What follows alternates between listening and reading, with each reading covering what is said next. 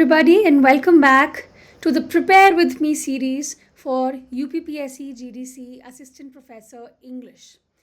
Uh, we have been doing Unit 10, which is on translation, in the shorter videos, and now I'm done with the basic concepts. So, here is the next topic in that unit, which is Andre Lefevere's Translating Literature. उसका आपको chapter 1 syllabus में है. ठीक है, ये book का नाम सामने नज़र आ रहा है आपको.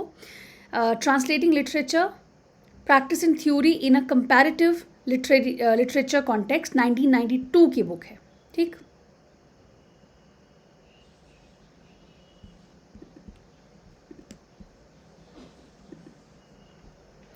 ये टेबल ऑफ कंटेंट है इस बुक का. Chapter 1 is translation studies. बहुत लंबा नहीं है, 5 to 15, दैट्स इट.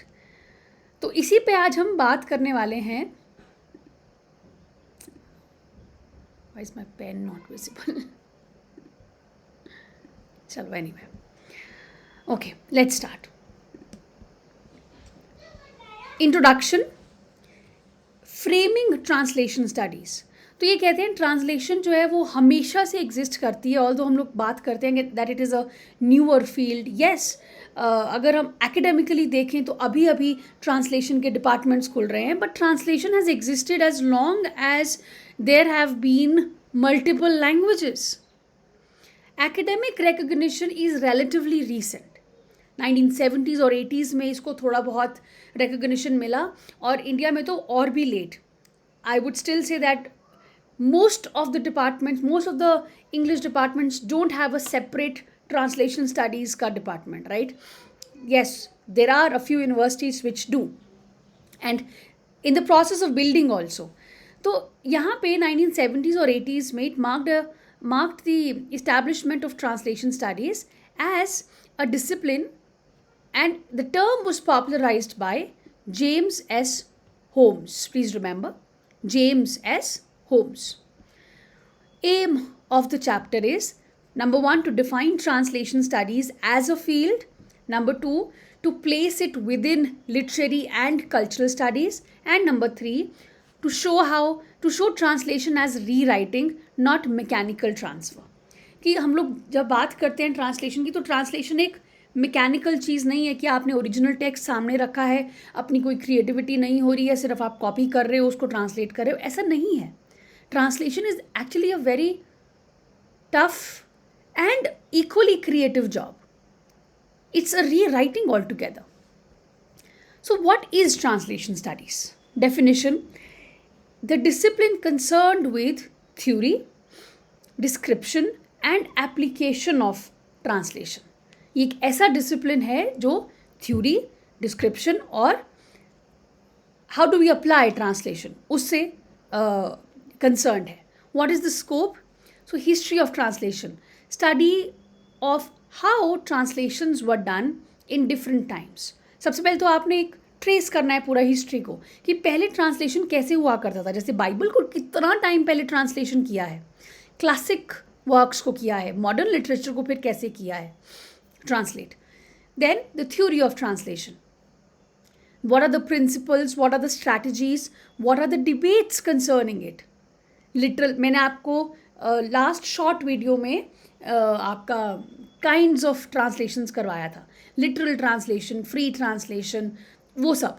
तो what are the debates regarding it, कि किस तरह का होना चाहिए, सेंस वर्सेस वर्ड एट्सेट्रा, कि सेंस को इंपॉर्टेंस देनी चाहिए या वर्ड्स को इंपॉर्टेंस देनी चाहिए. Then the practice of translation. What are the techniques and the challenges which are faced by translators. And then the impact of translation, its role in shaping national literature. Translation का क्या role है, क्या impact है हमारे literature पे, world literature पे, ideology पे, cultural exchange पे. ये पूरा ट्रांसलेशन स्टडीज़ के अंदर हम लोग पढ़ते हैं. हिस्ट्री, उसकी थ्योरी, उसका टेक्निक्स, उसकी प्रैक्टिस, उसका इम्पैक्ट. नेक्स्ट बात आती है translation as rewriting.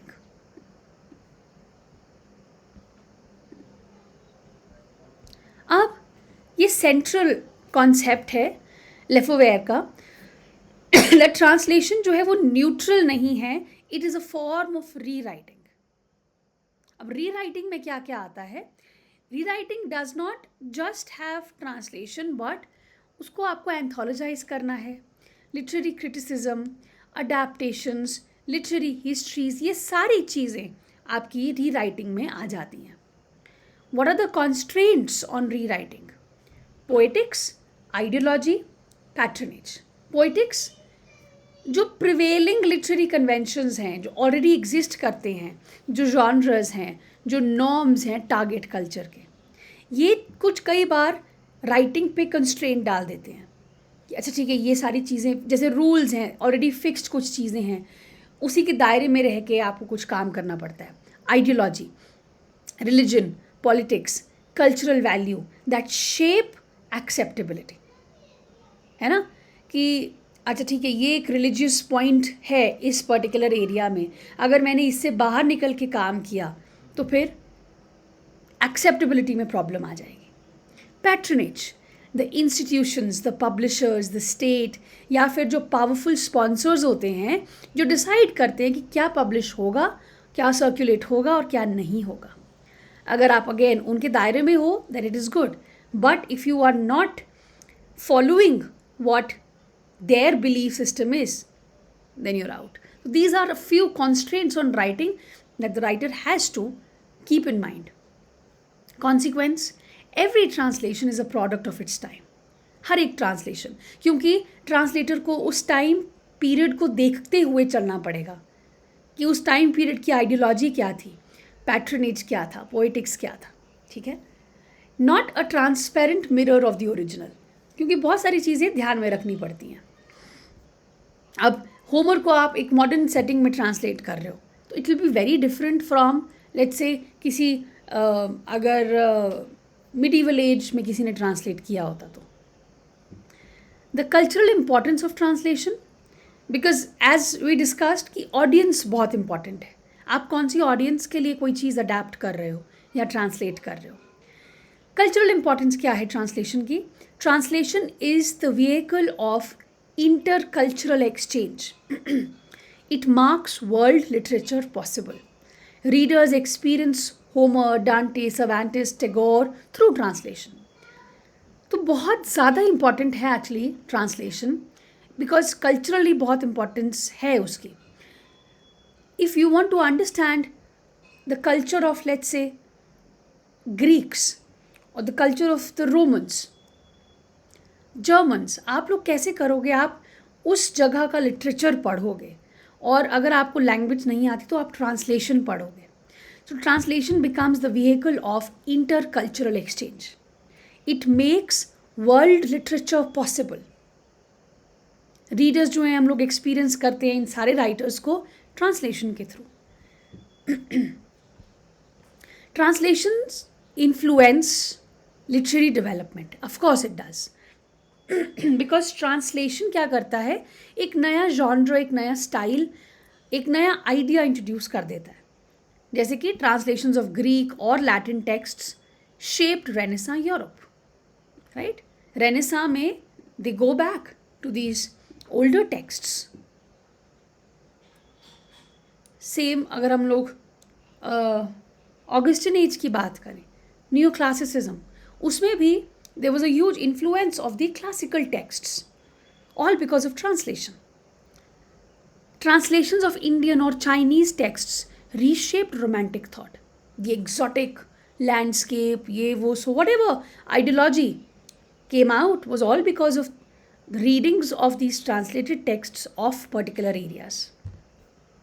So translations are often more influential than originals in shaping canon in another culture. कभी आपने ये सुना है, जैसे कोई इंडिया की मूवी है, इंडिया में उसने अच्छा नहीं किया, बट जब वो कहीं बाहर रिलीज़ हुई it did really well, amazing. Why? Because of, अब वो भी तो एक फॉर्म ऑफ ट्रांसलेशन ही हुआ ना. जब आप डबिंग कर रहे हो, आप डायलॉग्स को ट्रांसलेट कर रहे हो, तो कभी कभी translations become more influential also than the original in shaping the canon in another culture. Debates क्या हैं? कुछ polarities have dominated translation theory for centuries, जैसे कि we discussed word for word versus sense for sense. It goes back to Cicero and Saint Jerome. Question क्या है कि translator should stick to word से stick करे या sense को convey करे, क्या करना चाहिए? Literal होना चाहिए या free होना चाहिए? Literal, which will preserve original syntax. Free, which will adapt the natural expression in the target language. Faithfulness versus readability. So, should the translator prioritize fidelity to the source, even if awkward, or readability for the audience, target audience? Domesticating versus foreignizing. अब ये सारी terms हम लोग कर चुके हैं, है ना? तो अब आपको पढ़ने में भी मज़ा आएगा कि अच्छा मुझे आती हैं ये terms, बिकॉज बेसिक टर्म्स को हमने इस्टेब्लिश कर लिया. आपने नहीं किया है तो प्लीज़ देखें जाके. Domesticating is making the translation feel native to the target culture. Foreignization, उसको strange बनाए रखना ताकि आप ओरिजिनल के साथ अपना फेथफुलनेस रख सको. तो लेफेवेयर स्ट्रेस करता है कि जो डिबेट्स हैं ये एब्स्ट्रैक्ट नहीं है, they are shaped by cultural ideological needs. Translation and comparative literature. तो कंपैरेटिव लिटरेचर जो है traditionally studies literature across languages, है ना. ट्रांसलेशन, अगर आपने कंपैरेटिव लिटरेचर पढ़ना है तो आप कंपेयर करोगे ना, दो जगहों के लिटरेचर को कंपेयर करोगे. तो वो भी कैसे करोगे? वो भी आप ट्रांसलेशन के थ्रू करोगे. Problem, much of it depends on translations which are not neutral texts. Translation studies provides the tools to analyze कि how translations mediate literature.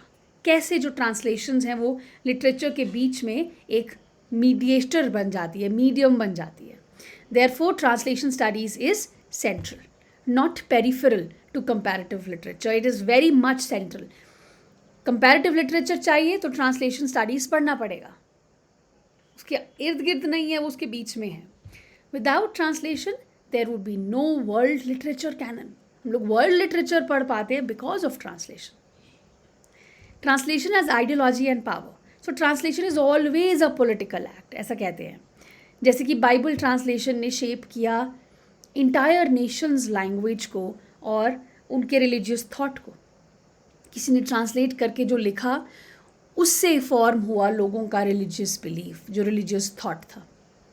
For example, nationalist movements used translation to create और enrich a national literature, है ना. colonial translations often distorted native texts to suit imperial agendas. जो colonial translations हुई उन्होंने क्या किया, अगर हमारा टेक्स्ट है, कोई इंडियन टेक्स्ट है, उसको अपने हिसाब से ट्रांसलेट करके दिखाया लोगों को टू सूट इम्पीरियल एजेंडास कि ये लोग तो अनसिविलाइज्ड है, अनकूथ हैं, they need civilization, they need us to civilize them. तो एक डिस्कोर्स क्रिएट करना हो तो भी ट्रांसलेशन आ जाता है. Translators make decisions that reveal power dynamics.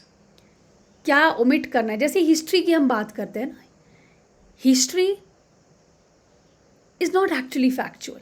It is very much political. Historians पे डिपेंड करता है क्या ओमिट करना है, क्या डालना है, किस चीज़ पे स्ट्रेस देना है, कौन सा हिस्ट्री उड़ा देना है, कौन सा हिस्ट्री रखना है. ट्रांसलेटर्स पे डिपेंड करता है और उस टाइम पीरियड के पावरफुल पीपल पे डिपेंड करता है. पावर डायनामिक्स है पूरा.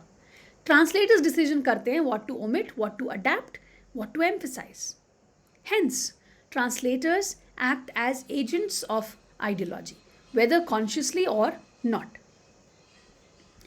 Translation shape करता है पूरे literary canon को in every culture. What is translated becomes known. Let's say अगर हमारा कोई writer है,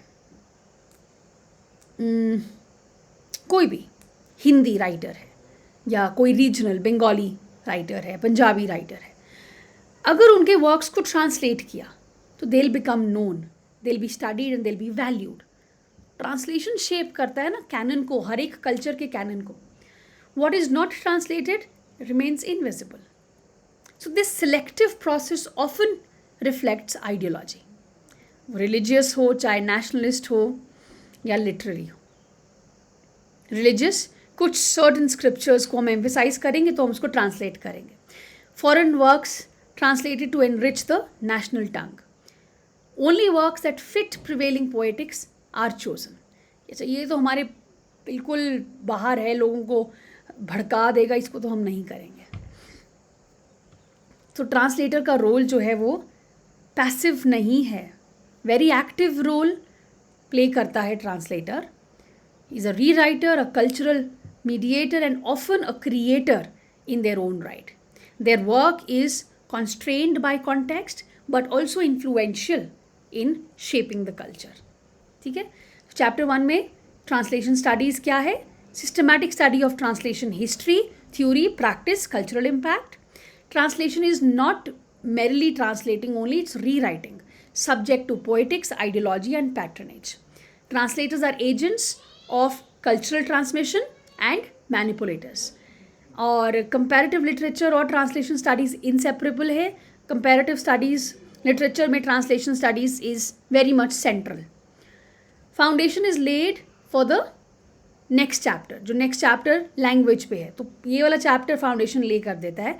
नेक्स्ट चैप्टर जो लैंग्वेज का है, it analyses how specific literary features जैसे कि एलिट्रेशन, मेटाफर, ये सारी चीज़ें हैंडल कैसे होती हैं ट्रांसलेशन में. I take you back here. So look at the next chapter language. इसमें सारा ये सारे का क्या रोल है वो बात करते हैं. But in your syllabus we only have chapter 1 translation studies. So that is it for translation studies. I hope you've understood. And for the notes, I have put them up on the website. The link is in the description box. You can go and access. Thank you. See you in the next one. Please mark your attendance. I need to see if you're coming, learning or not. Thank you.